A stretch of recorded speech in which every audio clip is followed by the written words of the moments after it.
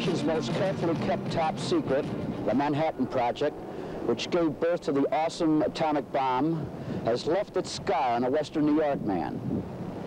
Severio Skip Martina is a victim of that bomb. He has spent the past 30 years taking on the Veterans Administration to set the record straight. Tonight, we bring you the story of Skip's fight to upgrade his disability status. When I went into the service, both of my eyes were hazel colored. And shortly after I got married, which is about 2 years after I got out of the Army, my right one is brown and my left one is blue. What caused this?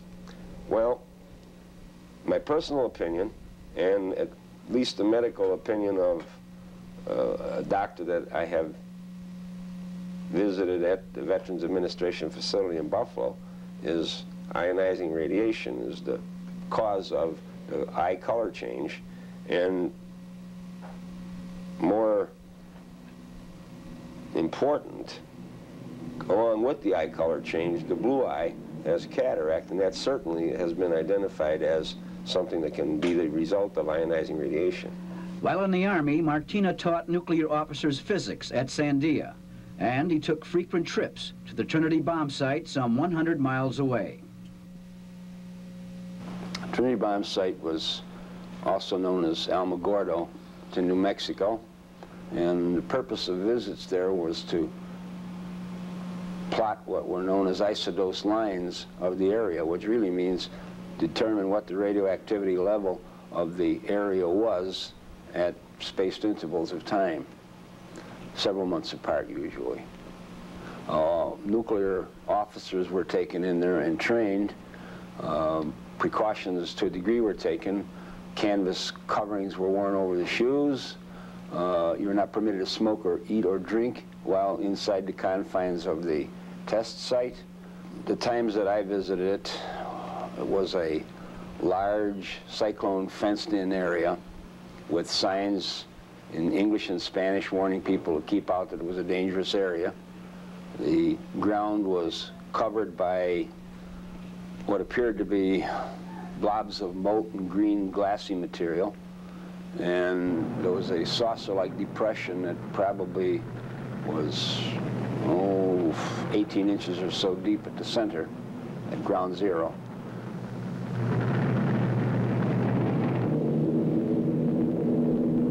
Turn in 5 seconds. 4, 3, 2, 1, turn.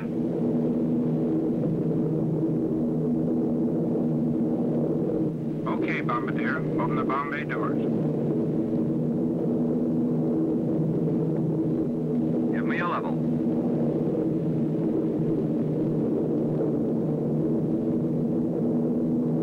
Level, level, level.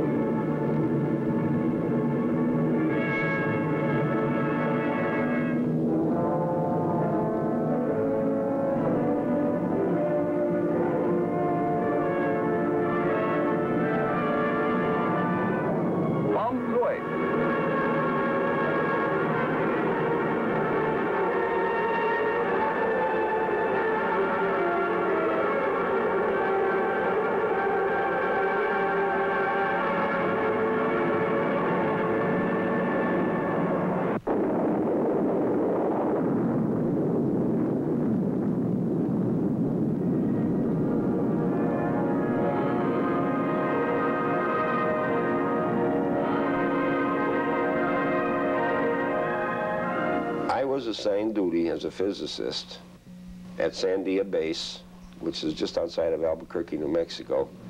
I was an instructor of nuclear officers. Now, the nuclear officer is the officer who would arm a nuclear weapon. How much exposure to radiation were you subjected to? Well, there are times when it would be daily. sometimes more than once in one day.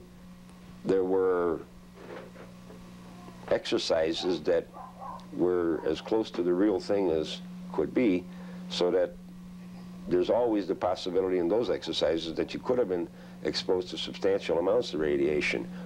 What nuclear components were involved? Well, in the prototype bomb, the kind of bomb that was tested and dropped toward the end of World War II, would involve fissionable material, primarily uranium-235. What are the dangers of being exposed to, say, uranium for a long period of time? Well, we have been studying the dangers of ionizing radiation coming from medical X-rays. And what others have been studying, such as Thomas Mancuso, have been the dangers of ionizing radiation from nuclear radiation. And what is generally speaking the case is that they're similar. If you get 5 rads or 5 rems, which are amounts or dosages of one or the other, with a few technical exceptions, it doesn't make a lot of difference. You are harmed. So there really is, scientifically speaking, clear evidence now that low-level ionizing radiation is a serious hazard. What is the safe exposure count? Well, at the time that we were doing it, there was a disagreement on the part of the United States government and the British government. Our counterparts were permitted 1/3 the radiation that we were permitted. My recollection is that we were permitted 3/10 of a milliröntgen per week, and the British were permitted 1/10 of a milliröntgen per week. Well, this is now generally conceded by everyone that there is no safe dose. The Nuclear Regulatory Commission allows or permits a dose of 5 rads each year to workers in the nuclear industry. These levels of low-level radiation, which were formerly considered harmless, so were supposed to be harmless, are actually serious health hazards, is now gaining wider acceptance, and I believe, as far as the general public, it's accepted. The people who don't accept it are those who have a vested interest in radiation technologies. Martina currently is receiving 10% disability from the VA for a panic disorder the government readily admits is linked to his job at Sandia and the Trinity bomb site.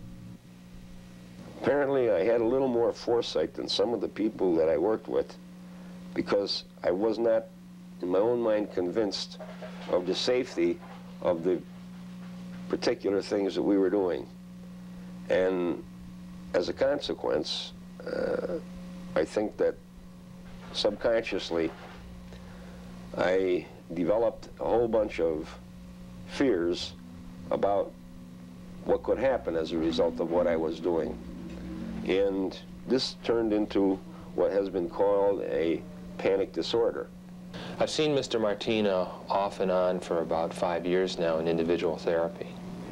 And he had had some problems with drinking, but by the time I saw him, he hadn't been drinking, and was describing what I later diagnosed to be a panic disorder. Well, what is a panic disorder? It's one form of an anxiety problem, and it's characterized by just a sudden onset of extreme anxiety, terror, you could really call it. What has been determined as a cause of Mr. Martina's disorder? His seemed to be related primarily to his experience in the service, working with radioactive material. Talks about being in certain areas and arming the bomb and feeling increasing anxiety as a result of that. And the anxiety began to increase, and at times he would have instances of panic when he would be working with the radioactive material. So I think that's where it began. Through the efforts of Dr. John Gillick at the Veterans Administration Hospital, if I'm not completely cured, at least I can live with it. I would say that I am incapacitated to the degree that I can't live a normal life, there's things that I cannot do. And no amount of talking or treatment is going to change that. A fellow high school science teacher, noticing Martina's eye color change and aware of his cataract and vision loss, encouraged him to seek immediate medical advice. Her concern led to his renewed fight to upgrade his disability status for the eye problem. We have worked together for about 18 years. Is there anything that made you become concerned about his health? Yes, I took a course a few years ago. It was a radiation biology course. I have become concerned because I know that there is no safe level of radiation dose for the human body. And I noticed that his eyes seem to be changing. Originally they were hazel, and one eye became a little more discolored. And he was complaining a lot about his vision. Did you know of his background in the service? Yes, he told me of this. And did you associate this with what may be bothering him? Very definitely. I know that cataracts of the eyes are long-term effects of radiation dosage. I'm sincerely and very, very seriously bothered by the thought of going blind. And though I've been assured that if we wait until the cataract is ripe, whatever that means, that the chances of success will be multiplied by 10 or so, and so I just have to sit and wait until the problem gets so bad that they can do something about it. Do you feel that the thought of his present condition with his eyes could be causing him some kind of panic disorder as well? I think it's continuing it. We had worked for a while on various treatment modalities that had alleviated a lot of the panic disorder. He was controlling himself pretty well. As his eyesight began to deteriorate, he began to experience more and more panic. In the course of being treated at the Buffalo Veterans Hospital, I ran into a former student of mine who was a ophthalmologist, intern of a sort at Veterans Hospital. And on 3 separate occasions, at least 3 separate occasions, each of them at least 6 months apart, he treated me and did an examination of the eye condition that I was being observed for, which is namely the cataract. I saw Mr. Martina in the Veterans Hospital as an eye resident in my training program. And what were your findings? My findings were that he has a condition called Fuchs heterochromic iridocyclitis in his left eye. Now what this means is that he has a condition whereby the eye becomes inflamed and the iris loses its pigment. Originally Mr. Martina had 2 brown eyes, and his left eye began to lose pigment and became more or less bluish. Also, what usually goes with this condition, and he does evidence changes in his lens causing a cataract in the left eye. How long have you been fighting the Veterans Administration? Well, I first started in 1950 as soon as I got out of the service, but I didn't really get at the eye condition until about 2 years ago. Basically, he was claiming either aggravation or incurrence as a result of exposure to radiation. He's claiming service connection for a cataract in the left eye. Ionizing radiation? As a result of exposure to radiation. Mr. Martina is contending that his eye pathology is due to his work while on active military duty as a physicist and dealing with radioactive materials on a daily basis. And what is the DAV doing for him? As a service organization, what we're trying to do is, based on what medical documentation, letters, and etc. that we have, we're trying to help him and prove that his condition was incurred in military duty and therefore determine that it's service-connected so he can get compensation benefits. And what is the status of Mr. Martina's file? His claim has been denied at the local level. He has filed what we call a notice of disagreement, which is the first step in the appellate procedures. We have issued him what is called a statement of the case, which basically summarizes the evidence, explains the reason for our decision, and gives him information as to the laws and regulations applied in making our decision. Well, why was it rejected? It was rejected because the evidence did not show that the disability claimed was incurred in or aggravated in service. Well, Mr. Martina was examined at the VA by an ophthalmologist on at least 3 occasions, who determined he was suffering from ionizing radiation as a result of working with radioactive materials.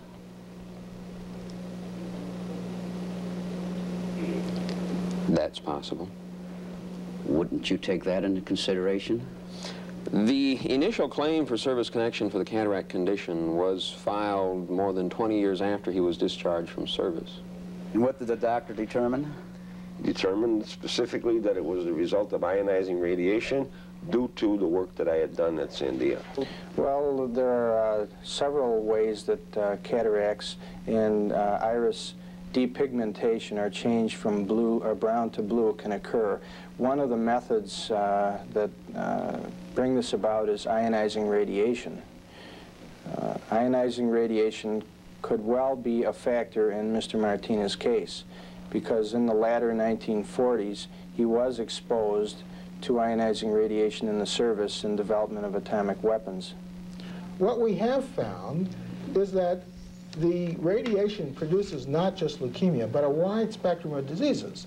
We haven't looked at or studied the ones you mentioned, but we have looked at a lot of others, and at least a dozen others. And in most cases, we find there is, for the ones we've looked at, a relationship, not as strong necessarily as with leukemia, but nevertheless there. And so I don't think at this point we can say something couldn't be due to radiation. Do you have any proof that your eyes were corrected while in service? Oh, absolutely. I have copies of 2 physical examinations taken at 2 different locations several months apart in 1948. Both of them show that both eyes on one occasion were corrected to 20/25, and on the other occasion both corrected to 20/20. In 1948, Mr. Martina has records from the Army whereby he had examinations on his eyes. They were corrected in July 1948 with glasses, 20/25. September 9th, another Army examination. His eyes were corrected with glasses, 20/20, both eyes. On October in 1948, the Army gave Mr. Martina a physical and found him mentally and physically fit for active duty. Correct. And then what is the problem today then? Well, the problem today is that he's claiming service connection for cataracts. The first indication that he has made of any problem, it began some 2 years after he was discharged from service, when he claims one of his eyes changed color. The first indication we have of cataracts at all was in 1973 when he reported to the VA hospital in Buffalo. This is 23 years after he was discharged from service. Now, he's claiming that the cataract resulted from exposure to ionizing radiation. Unfortunately, thorough research up to this point has been unable to disclose that he was exposed to any radiation at the time he was at Sandia. Now, whether or not the cataracts have in fact, or rather I guess it is only one cataract, I think, has or was caused by exposure to radiation, there is no evidence to show that the radiation exposure occurred in service. Apparently they think that I had the wherewithal to build atom bombs in my basement, because I had never been exposed to radiation before I went into the service. I had never seen radioactive materials in any quantity before I went into the service. My primary experience with this has been in the service.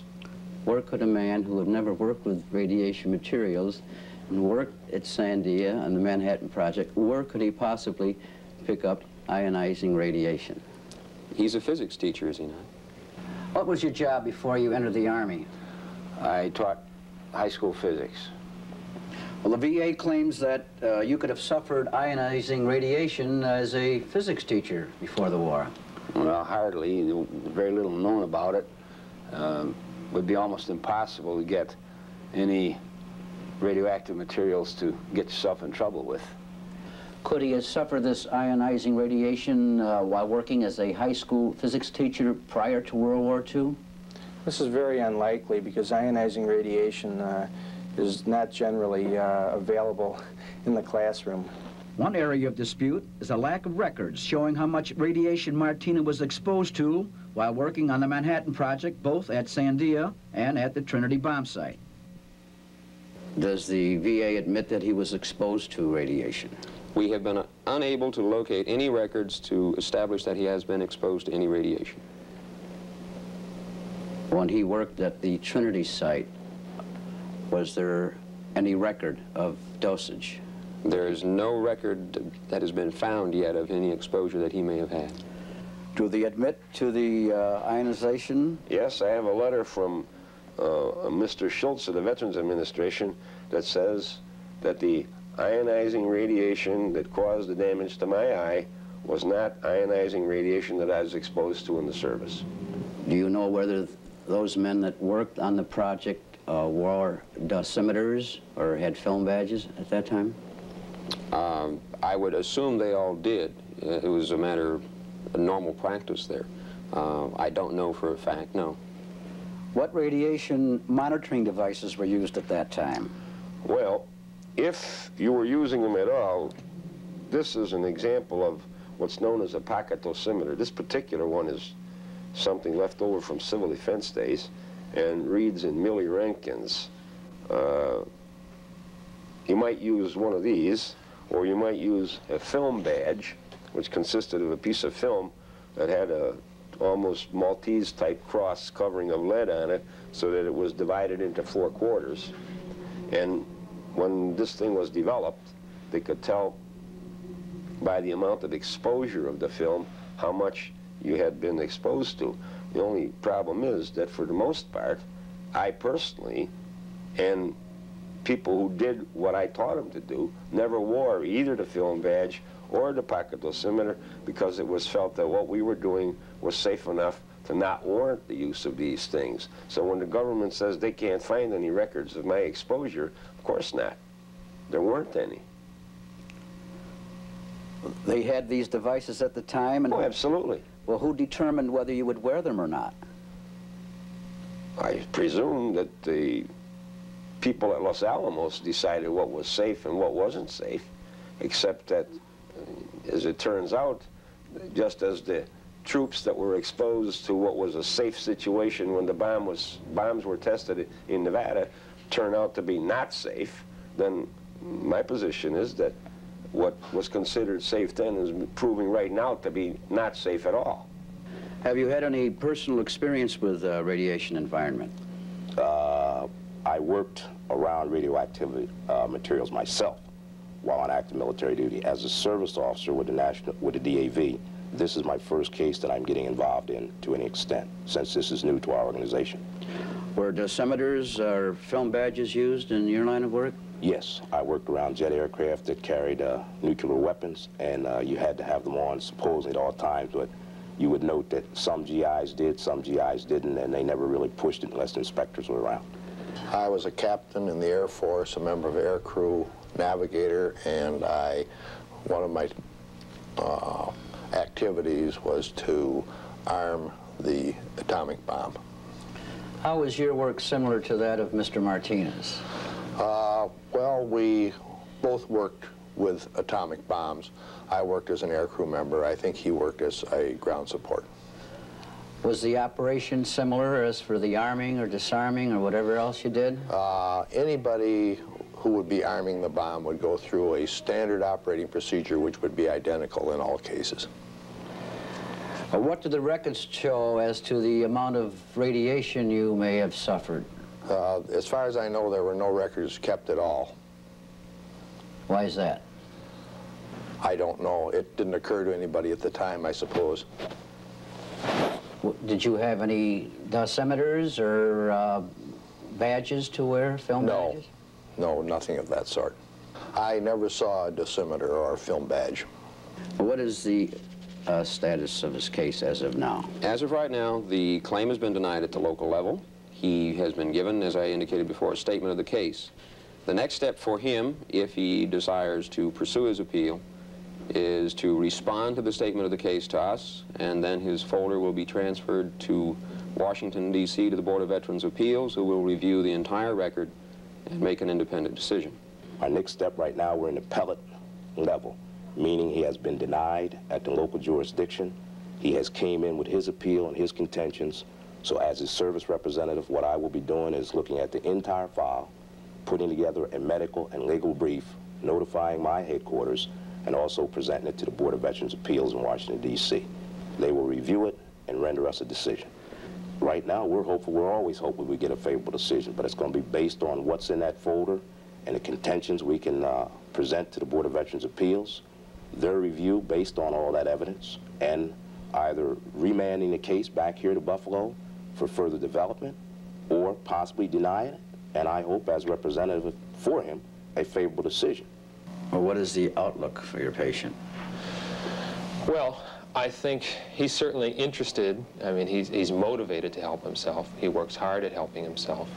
I think there are some issues that we can explore in therapy that can be helpful to him, but it's going to take a lot of work for him to get through the idea that his eyesight may just be deteriorating. There may not be that much he can do about it, and to learn to live with that. So it's kind of up in the air right now. In the interagency report, they have specifically considered the problems of compensation. They have essentially dodged these problems and avoided their responsibilities, but the procedures are mentioned here. And from what I would gather from these procedures, the case has already cleared, as it were, the hardest hurdle, which is the establishment of causation. The service connection under these circumstances would seem to follow. I don't understand why it doesn't. My real fear is that the government is going to say, hey, that didn't happen in the service, so we're not going to take care of you anymore. The Veterans Administration has decided approximately 200 nuclear test claims. About 10 awards have been made. That's about 5% of the claims. So in other words, they're not really paying these claims, and they sort of admit that their procedures make it very difficult or almost impossible for claimants to get fair compensation. Even though you can't find any records, these are the things that I have done, and unless I had done them, how could I know about them? I've also indicated to them, as a result of some references in the National Register, that if you get radiation in your eye, that's the same as getting it over your whole body. Now, I didn't find that in just one copy of the register, but I found it in 2 of them. And I think that this poor fellow is caught up in what amounts to this catch-22 that exists with radiation claims in the federal government now. What I'm saying is that, hey, I was there. I had a Q clearance. I have a record of the Q clearance, which says that I could be in top secret work. I have a restricted diploma that says I did take the disaster course and passed it. I have letters of recommendation from officers there that said I was a good student and I was a good instructor. Now, I don't know what more I can say to them other than, if I didn't get it in the Army, where did I get it?